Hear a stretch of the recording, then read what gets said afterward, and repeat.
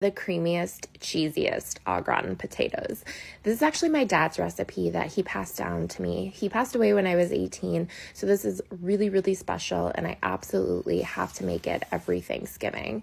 It has an incredible cheddar cheese sauce, and there's onion stuffed between the potatoes, so they almost taste like a sour cream cheddar cheese potato situation. So good. Top with more cheese, Parmesan, and then you bake until it's nice and bubbly and has a little bit of a golden crust on top.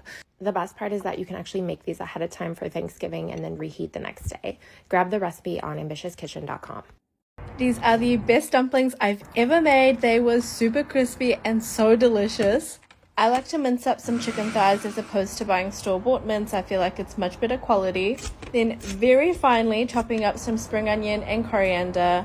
And this is what we're going to be popping into the mince. Pop the mince into a large mixing bowl and then crush your garlic. I love this garlic crusher. I got it off Amazon. Then grate your ginger, but not your fingers. Then to that add some soy sauce, sesame oil, oyster sauce. And they always say to mix in one direction and not like willy-nilly. This is when I realized I forgot the egg. Pop an egg in and give that a really good mix. This is the consistency that you're after. Nothing too wet, nothing too dry. This is perfect. This here is a juicy filling, and let's fill them up. I'm using gyoza wrappers. I like them because they're a bit thinner. Here I'm folding them very pretty, which I don't usually do. I'm starting on one end and then finishing to the other, pressing to seal. And these are all the folded ones. I think I made about like 40 or 50. Look how pretty they are. Time to cook these bad boys. When cooking them, you have to add cold water. This is pretty much steaming the dumplings to cook the inside. Then when a lot of the water's gone, that's when you start to pan fry and get them super, super crispy. I might have made these a little too big, but they were so good. I'm topping this with some Momofuku chili crunch. This chili oil is delicious. I also added some spring onion, chili, and then some soy sauce. Here's the recipe for my crispy chicken and red pepper pesto sandwich. A lot of you ask where I find my inspiration for sandwiches, and to be honest, I just like to experiment with different flavour combos that I think will go well together. That pesto. Incredible. Combine roasted red peppers, garlic cloves, toasted pistachios, basil leaves, Parmigiano Reggiano, salt and olive oil. Blend until smooth, adding more olive oil if necessary. Now for the caramelized onions. Add your sliced onions into a pan with olive oil along with a pinch of salt. Saute before adding in apple cider vinegar, brown sugar, and cook until caramelized and golden brown. Season chicken thighs with salt, pepper, and dried basil. Heat a pan over medium to high heat before placing chicken skin side down. Cook for 5 minutes or until skin is crispy and brown. Flip and continue to cook for 3 to 4 minutes. Season rocket with olive oil and salt, and now it's time to put it all together. Churros are amazing, and cheesecake is my favorite dessert, so let's combine the two and make these churro cheesecake bars. Now, they're actually super easy to make, and you're going to see why, but first we're going to make our cinnamon sugar, so it's just granulated white sugar and lots of cinnamon.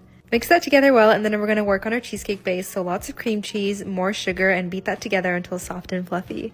After that, we are going to add our eggs, a little bit of vanilla extract, a pinch of salt, sour cream, all-purpose flour, and a little bit of heavy cream. Beat that together again, and then you're going to scrape the sides of the bowl and mix again. Now get a 9x13 pan, generously butter it, and then we are going to add the cinnamon sugar to the bottom and then a layer of crescent roll dough, which is the hack. Add the cheesecake filling, another layer of crescent Pillsbury dough, and then more cinnamon sugar on top. Finally, we just pop in the oven to bake, and for the worst part, we have to wait a few hours for it to chill, and then we can cut it. I like to serve it with some dulce de leche on top to enjoy. Here are 3 of my favorite hacks to help you remove that pesky garlic skin. First, put as many cloves as you want into a mason jar and shake it for 20 to 30 seconds. You can dump the cloves out of the jar and then just peel any remaining skin off. Secondly, you can use the flat side of a large knife to carefully smash the clove until the skin breaks and then just peel it off. And last but certainly not least, you can soak the garlic cloves in a bowl of hot water for 5 to 10 minutes until the skin peels. I made the 66th best rated cake in the world. Oh no.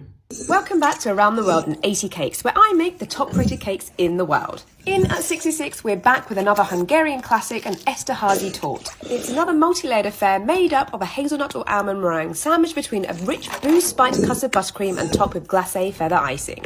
You know, the one that looks really posh. I'll be honest, I didn't have much hope for this, but holy hell I was wrong.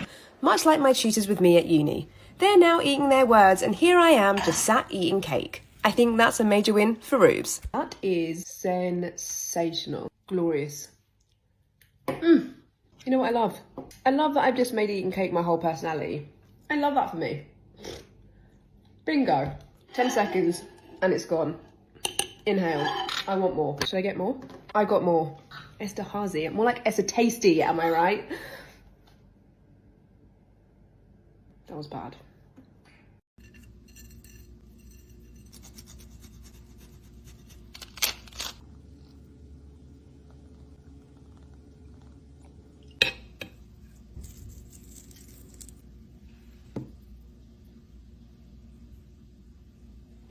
Honey harissa baked feta. Now this is one of those dishes that almost feels like a cheat code. It's just too easy for the amount of delicious, comforting comfortness and flavours you get from it. Just add your chicken and feta to a large baking dish, cover it in that honey harissa mixture, chuck in the rest of the ingredients and bake for 25 minutes, basting once. Have a look at that feta. It's going to come out super creamy with all the harissa juices and a bit of sweetness from the honey. Shred the chicken and then chuck in your pasta and basil and mix until combined. This is serious comfort food and it's so easy. So easy, but so tasty. Let's do some cooking.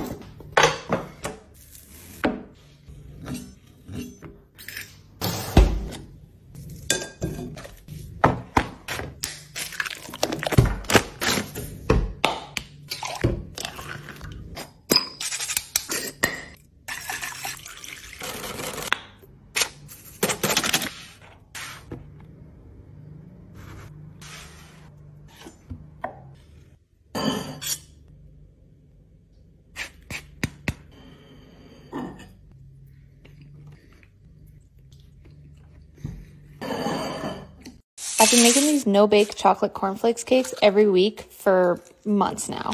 They're so easy to make. They're really crunchy. You only need 5 ingredients, no oven, and they're ready in 10 minutes. So good.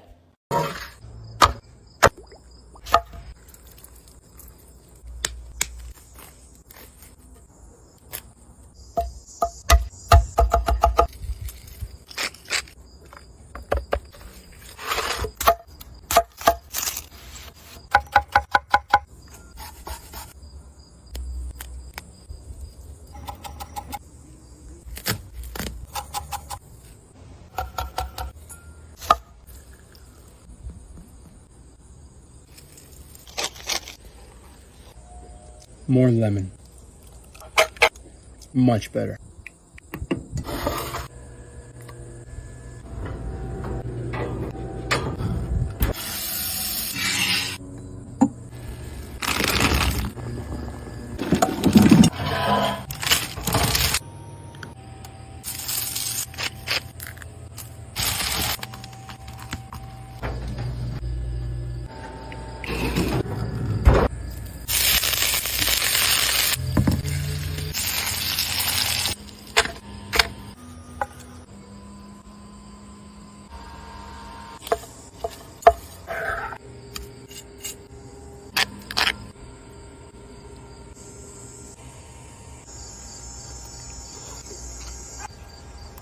Wow.